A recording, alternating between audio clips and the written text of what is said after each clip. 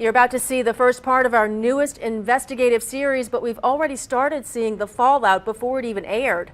State Police Superintendent Colonel Kevin Reeves suspended 3 troopers and is investigating a 4th. Yeah, they are suspected of abusing a ticket writing agreement with many local parishes. That program has also been suspended pending an internal review. It's known as LACE and stands for Local Agency Compensated Enforcement Detail. It allows 44 parishes to hire troopers to write tickets on highways in those parishes. Here in the New Orleans area, St. Tammany, St. Charles, St. John, Orleans parishes, just some that participate in the program. We spent months doing undercover surveillance and found officers making huge paychecks from the program weren't actually patrolling the roads. Hours after we showed state police our findings, they launched a criminal investigation into the 4 troopers. Over the next several nights, we'll show you findings from a months-long undercover investigation. Here's part 1 of our investigation, State of Unrest. I'm so fed up and sick. State Trooper Daryl Thomas makes more money than any other law enforcer in Louisiana, more than any district attorney, police chief, the attorney general, even his boss, the superintendent of state police. I'm outraged. Last year, taxpayers paid this trooper $240,000.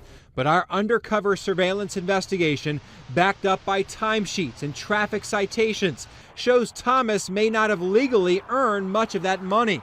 This is absolutely, as a matter of criminal law, theft. August 17th, on his timesheet, Thomas claims he started work at 7 that morning, but our undercover camera waited and spotted him leaving for work 2.5 hours later at 9:32.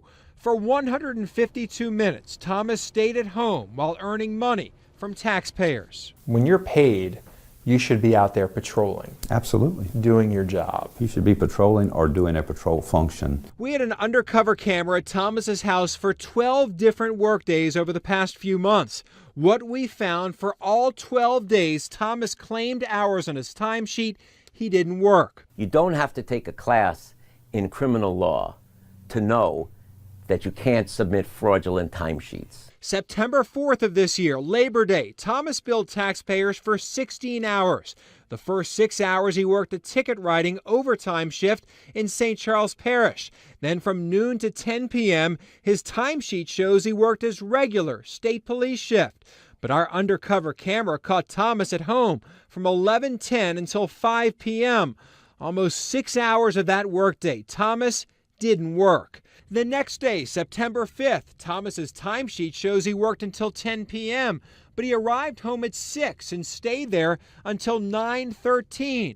For 3 of the last 4 hours of his shift, Thomas's car remained in his driveway. September 6th, again, Thomas claims he worked 6 a.m. until 10 that night, but our surveillance unit spotted him arriving home at 9:26 a.m. He left at 12:43, but less than 6 hours later, he once again pulled into his driveway, and his car stayed there for 3 hours until he left just after 9 p.m.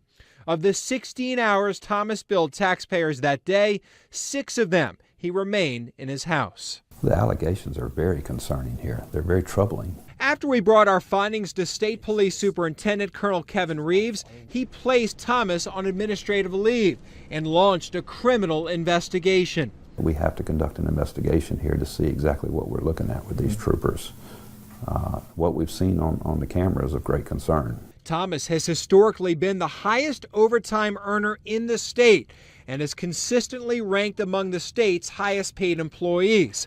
The last 2 years, he's made $240,000. Each year, that included $147,000 in overtime.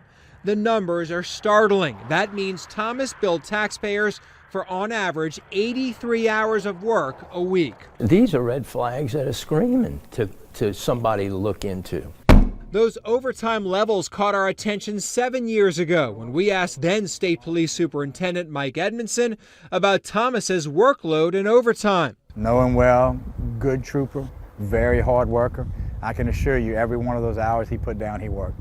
Edmondson guaranteed his work product then, but now we have proof he may not have worked all of the hours he claimed. You're committing payroll fraud and you're being paid like executives are being paid. This is not the first time a question has been raised about Thomas's timesheets. 20 years ago, Thomas received a 4-day suspension for a discrepancy in his timesheet.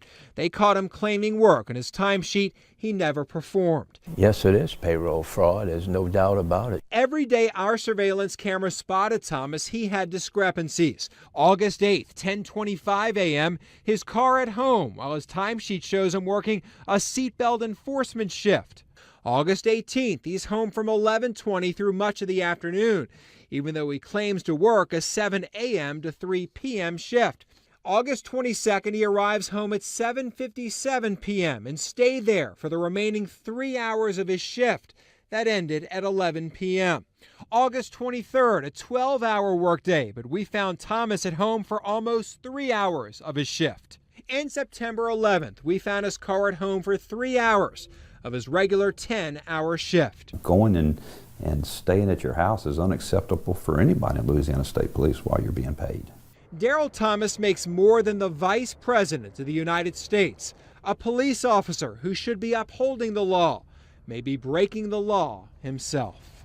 I'm outraged that I'm paying for work that is clearly, based on your reporting and that tremendous undercover work done by your hardworking staff, it's blatant, it's obvious.